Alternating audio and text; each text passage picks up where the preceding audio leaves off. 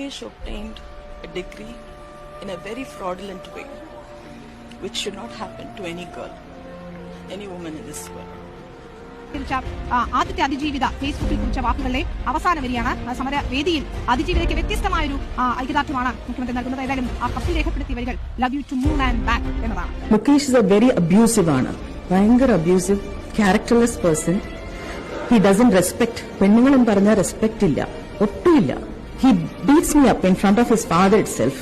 His a very violent person. സ്വന്തം തെറ്റുകൾ ചെയ്യുമ്പോൾ കവറപ്പ് ചെയ്യാൻ വേണ്ടിട്ട് എന്നെ വന്നിട്ട് ബ്ലെയിം ചെയ്തിട്ട് അടിക്കും, കുറെ വെള്ളം അടിക്കും. ഇതൊക്കെ എന്റെ പിള്ളേർ കണ്ടുകൊണ്ട് വളരണ്ടെന്ന് വിചാരിച്ചിട്ട് ഞാൻ ബോർഡിംഗിലാക്കി എന്റെ പിള്ളേരെ. ഞാൻ ഒരിക്കലും വിചാരിച്ചില്ല എന്റെ പിള്ളേരെ ഞാൻ ബോർഡിംഗിലാക്കാനുള്ള ഒരു സിറ്റുവേഷൻ വരും. Mukesh walk in and walk out ഹസ്ബൻഡാണ്.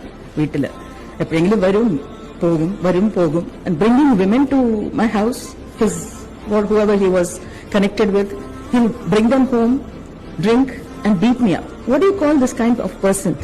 എന്താണ് ഇങ്ങനത്തെ ഒരാളാണോ നമുക്ക് നേതാവാകാൻ പോകുന്നത്? പെണ്ണുങ്ങള് റെസ്പെക്ട് ചെയ്യാത്ത ആള്, കുട്ടികളെ നോക്കാത്ത ആള്, ഒരു ഫാമിലി ബേർഡൻ എടുക്കാൻ പറ്റാത്ത ആള്, ഫാമിലി റെസ്പോൺസിബിലിറ്റീസ് എടുക്കാൻ പറ്റാത്ത ആള്.